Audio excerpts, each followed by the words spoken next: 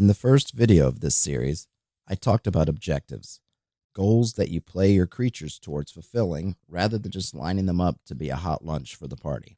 I'm not going to waste my time arguing with a man who's lining up to be a hot lunch. But I forgot to mention one thing that I want to touch on before we get our hands dirty on the battlefield: behaviors. Defining a creature's behaviors with regards to how it fights, its fighting style, if you will, helps us narrow down our tactical decisions and stay consistent. This consistency is important. It grounds the creatures, making them feel more real, and it provides data to the players that they can use for their own tactics, and they'll need it. As an example, let's look at some low-level, common creatures and personalize their behaviors. First up, kobolds. They're cowardly, they rely on contraptions, trickery, and deception, and they're cunning. Next, goblins. Also cowardly, but they rely on numerical superiority and ambushes, and they're pragmatic. Finally, orcs.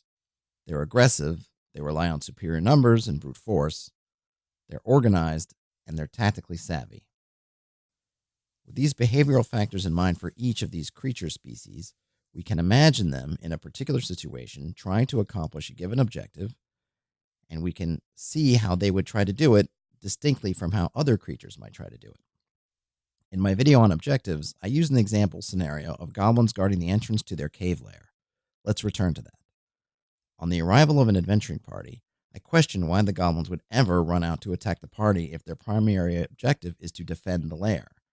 Looking at the behavioral factors that I listed, it makes even less sense. They're cowardly. They're going to try to overwhelm with numbers, and they like ambushes. Not only is charging out at the party not the best choice for their objective, it goes against their very nature. So what should they do? Triggering the alarm is a no-brainer.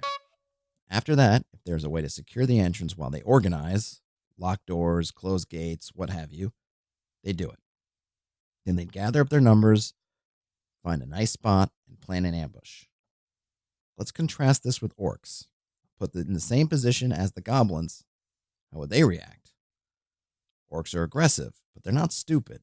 They'll still trigger the alarm, and they'll work to secure the entrance.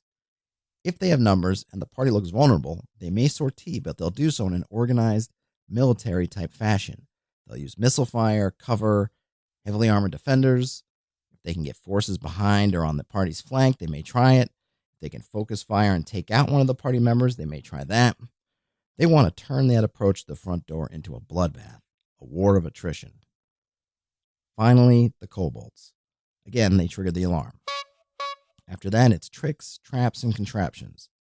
Assuming they had time to fortify, let's say that they dug a pit in front of the entrance, filled the bottom with oil and certain herbs, and put a wooden plank bridge across it. When the party arrives, they'll pull that bridge in. Then inside the cave, away from the entrance, they'll set up a cobbled-together ballista, and they'll arm it with a harpoon tied to a rope. They'll hold an action to fire that weapon as soon as a party member pops into view and range. If it hits, they'll reel that poor party member in like so much fish until they drop into that pit. At the same time, they'll toss a torch into the pit, lighting the oil and causing the herbs to throw up dark smoke to obscure the entrance. You'll note that these examples don't include magic, but it would definitely be a functioning part of these forces. Depending on how rare magic users are, they may be a member of every fighting unit or held in reserve for elite units. Either way, we can think about the personalities that we've established to determine what sort of spells these magic users would tend to have. Kobolds are going to be all about trickery and illusion, orcs about brute force, and we might place goblins in between. Just for fun, let's throw together a few spells for a kobold spellslinger. I'll call it a Tooth of Tiamat. I'll use the Acolyte from the Monster Manual as a guide. First level caster, 3 cantrips, 3 first level spell slots, and also 3 first level spells known. For the cantrips, let's go with Minor Illusion, Prestidigitation, and one of Poison Spray, Ray of Frost, Firebolt, basically depending on which kind of dragon these kobolds are attached to.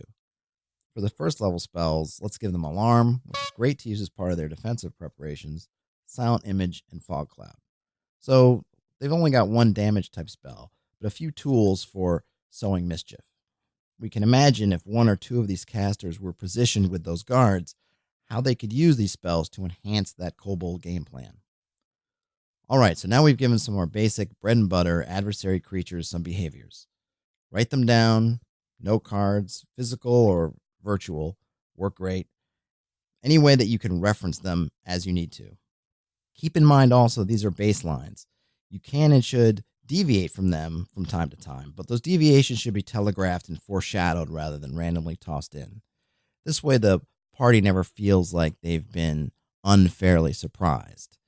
It's not even so much that they might know it in the moment, but when they can look afterwards and say, oh, we were fighting these goblins that had green sashes, and then these goblins with red sashes came along and behaved differently, they can mark that into their books. And they'll understand that fundamentally the red sashed goblins were different. And they won't hold it as some kind of trickery, some sort of unfair GM play if those red goblins act differently. If you just make it random, then they will see that there's no pattern, and they'll feel like maybe you're just trying to get them just to get them, which seems less fair. Anyhow, with these behaviors in mind, along with setting objectives, now we can dig into general and situational tactics. But that's for another video. For now, thanks for watching this one, and I will talk to you later.